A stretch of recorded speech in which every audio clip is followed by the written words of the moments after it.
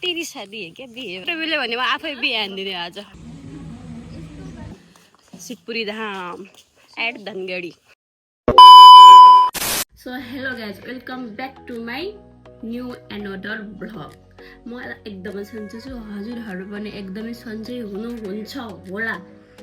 आज चाहिँ मैले यो ब्लग बनाउनुको खासै त्यस्तो भ्यालिड रिजन त छैन तर मलाई बनाउन मन लाग्यो आज चाहिँ हामीहरू जाँदैछौँ बिहान बिहानै नुहाइधुवाइ गरेर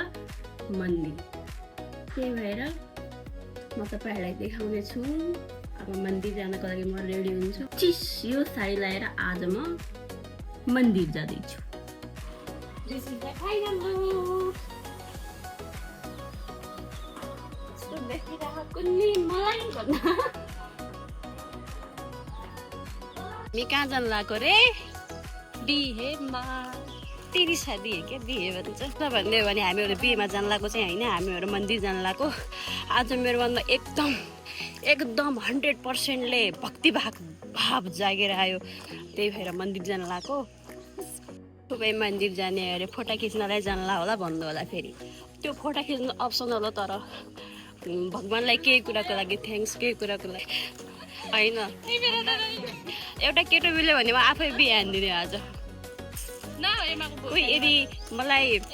बिहे गर्न इच्छुक हुनुहुन्छ भने शिवपुरीमा आउनु जानु पनि सक्छ दुईटा कन्याकुमारी चाहियो दुईवटा कन्याकुमारी छन् एउटा कन्यादान गर्नलाई भाउज आउनु भएको यदि कोही हुनुहुन्छ हामी जस्तै राम्रै राम्रैलाई पाउने चाहनुहुन्छ भने शिवपुरीमा आउनु होला आज होइन यस्तै हो जाँदैछु अब अटो पाएको छैन हिँडेरै जान्छौँ आधा बाटोसम्म गर्मी पनि भइसक्यो बिहानै आउने भनेको ढिलो भइहाल्यो होइन अब जान्छौँ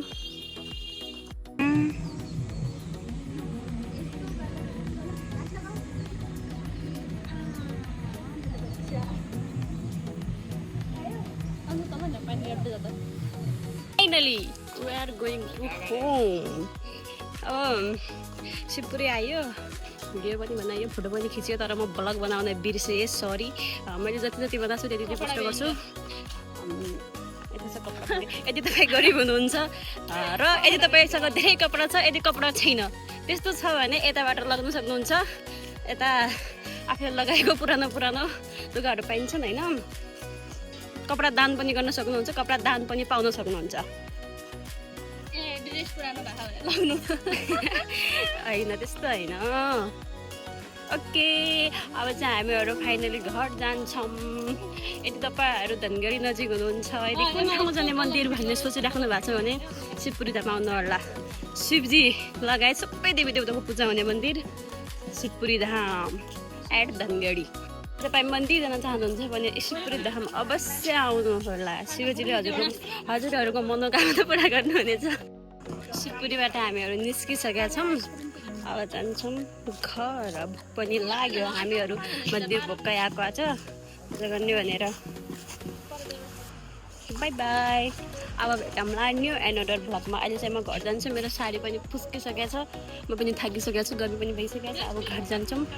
by by guys support me मेरो भिडियोलाई लाइक कमेन्ट सब्सक्राइब गरिदिनु होला धन्यवाद फेरि पनि तपाईँहरूमा आज आइराख्ने छु थ्याङ्क यू